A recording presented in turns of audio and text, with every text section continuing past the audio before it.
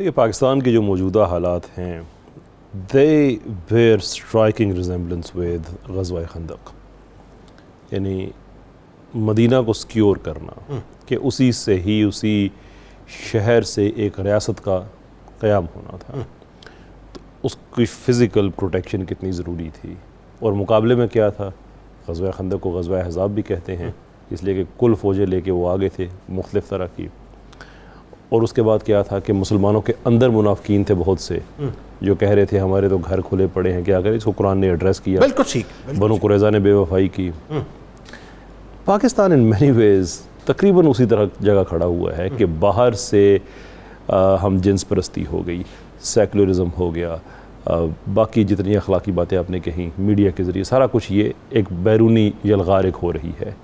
ہمارے سیکولرز ہمارے منافقین کی طرح اندر سے وہ پاکستان کو جیسے وہ مدینہ کو کھوکھلا کر رہے تھے یہ کر رہے ہیں، تو سوال یہ ہے کہ پھر ہم نے کرنا کیا ہے؟ کرنا کیا ہے؟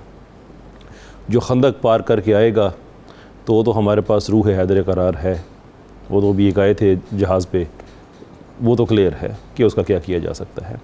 یہ جو فکری یلغار ہے اس کا صرف ایک ہی حل ہے، اور وہ یہ ہے کہ ہم اب علم کی طرف ہم اس سے انگیج کرنا شروع کریں۔ میں کہتا ہوں کہ سیکولرزم کو آپ نے پاکستان سے ختم کرنا ہے، صرف دو چیزیں پڑھ لیں، پاکستان کیوں بنا تھا اور سیکولرزم کی تاریخ اسلامی ملکوں میں، اتنی سی بات ہے، کیونکہ اس کے دامن میں سوائے ظلم کے اور کچھ نہیں ہے۔ آپ پاکستان میں سیکولرزم لے کے آپ گالی نہ دیں کسی کو، آپ یہ پوچھیں کہ سیکولرزم جب ترکی میں آیا تھا تو ترکوں کے ساتھ کیا ہوا تھا، جب یہ سینٹرل ایشیا میں آیا تھا تو وہاں کے مسلمانوں کے ساتھ کیا ہوا تھا، بالکل ٹھیک۔ یہ جب ایران میں آیا تھا 1928 میں یہ کشف عجاب کے جو قوانین بنے تھے وہاں مسلمانوں کے ساتھ کیا ہوا تھا۔ الجیریا میں 2 لاکھ تک مسلمان ان کی جانیں گئی ہیں 1991 میں ایک اسلامی حکومت کو روکنے کے لیے جو سیکولر کو وہاں پہ لگا تھا۔ تو آپ کی تو تاریخ سیکولرز کی ایسی ہے کہ جب بھی آپ کسی اسلامی ملک پہ آپ کی طاقت آتی ہے تو عزتیں لٹنا شروع ہو جاتی ہیں، مسجدیں بند ہونا شروع ہو جاتی ہیں، اذانوں پہ پابندی لگنا شروع ہو جاتی ہے۔ سینٹرل ایشیا میں آج بھی ایسے گھر ہیں، پرانے گھر، جن کو اگر انہوں نے گرا کے دوبارہ بنانا ہے تو وہ ایسے گرا نہیں دیتے ہیں، وہ دیواریں کھرچ کے کہ اس زمانے میں لوگوں نے قرآن کے نسخے دیواروں میں چن دیے تھے کہ ان کی بے حرمتی نہ ہو، تو کوئی پتہ نہیں کس دیوار سے کتنے قرآن کے نسخے وہ کھرچ کے ان دیواروں کو پھر ان کو جا کے گھر گراتے ہیں جب کلیئر جس میں نہیں ہے۔ یہ آپ سیکولرز کی تاریخ ہے۔ تو آپ کا خیال ہے کہ پاکستان لاوارث پڑا ہوا ہے کہ آپ آئیں گے اور پاکستان ٹیک اوور کر کے کہیں گے؟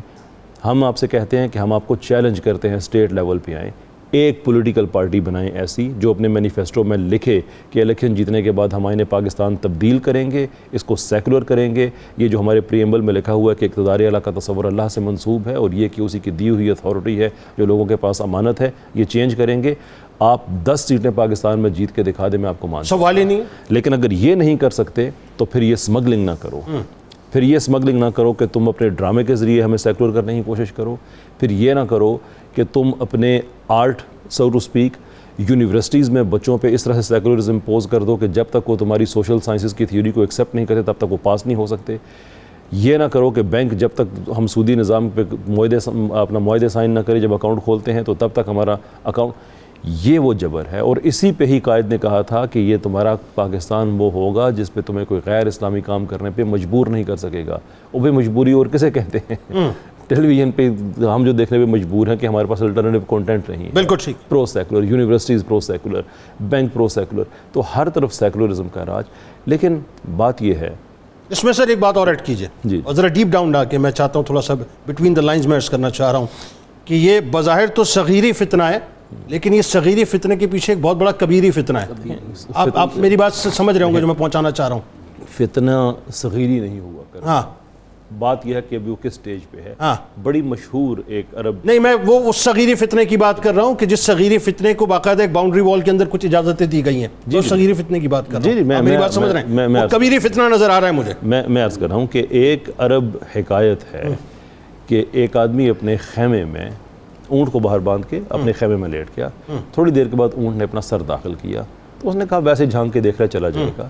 کچھ دیر کے بعد اونٹ نے اپنی گردن بھی داخل کر دی، اس نے کہا نہیں ویسے ہی شاید باہر بور ہوا ہے تو اندر دیکھ رہا ہے۔ وہ کرتے کچھ دیر یہ ہوا کہ اونٹ خیمے کے اندر، وہ خیمے کے باہر۔ وہ جب سر داخل ہوا تھا نا تو وہ صغیری فتنہ تھا، اس لیے ضروری ہے کہ اس کو وہاں پہ روکا جائے، اور اس کو تو ہم I don't I don't apologize for saying it. تم کچھ بھی کر لو, میری اس بات کو جیسے مرضی انٹرپریٹ کر لو, تم کچھ بھی کر لو, یہ سر جو اندر آیا ہے یہ سر باہر جائے گا, ہم باہر نہیں جائیں گے, no matter what you do. کیا بات ہے. یعنی پاکستان کی نظریاتی حدود پر آپ کا کہنا یہ ہے کہ انشاءاللہ پاکستان کا کوئی مسلمان کمپرومائز نہیں کرے گا, کسی صورت میں نہیں کرے گا. بالکل ٹھیک.